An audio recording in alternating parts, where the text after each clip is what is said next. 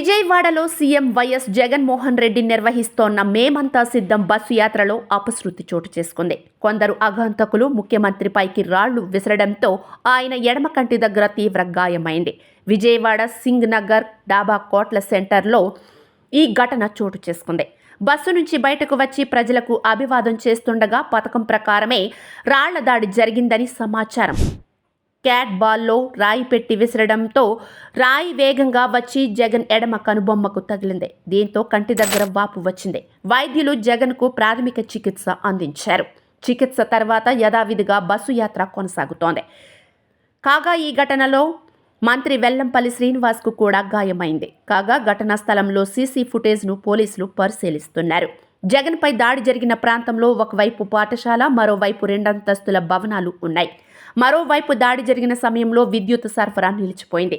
CM జగన్కు వస్తున్న ప్రజాభిమానాన్ని ఓర్వలేకే TDP వర్గాలే దాడికి తెగబడ్డారంటున్న విజయవాడ వైఎస్ఆర్సీపీ నేతలు ఆరోపిస్తున్నారు.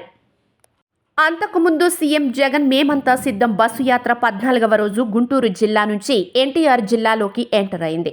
నంబూరు నుంచి ప్రారంభమైన 14వ రోజు బస్సు యాత్ర కాజా టోల్గేట్ ఎన్ఆర్ఐ జంక్షన్ మీదుగా సీకే ఫంక్షన్ హాల్కు చేరుకుంది. అక్కడ చేనేత కార్మికులతో సీఎం జగన్ ముఖాముఖి కార్యక్రమం నిర్వహించారు. ఈ సందర్భంగా మంగళగిరి విషయంలో సీఎం జగన్ కీలక వ్యాఖ్యలు చేశారు.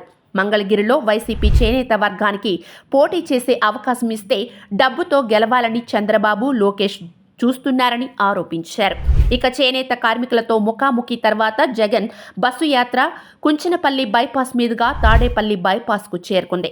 భోజన విరామం తర్వాత తాడేపల్లి బైపాస్ నుంచి వారధి మీదుగా ఎన్టీఆర్ జిల్లాలోకి ప్రవేశించింది. దాంతో విజయవాడ వారధి దగ్గర ఎన్టీఆర్ జిల్లా వైసీపీ కార్యకర్తలు, నేతలు సీఎం జగన్కు ఘనస్వాగతం పలికారు.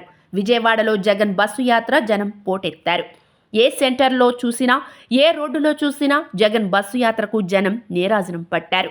విజయవాడ నగరంలోని రోడ్లన్నీ కిక్కిరిసిపోయాయి. వేలాది మంది కార్యకర్తలు జగన్ బస్సుకు ఇరువైపులా పరుగులు తీస్తూ జై జగన్ అంటూ పెద్ద ఎత్తున నినాదాలు చేశారు.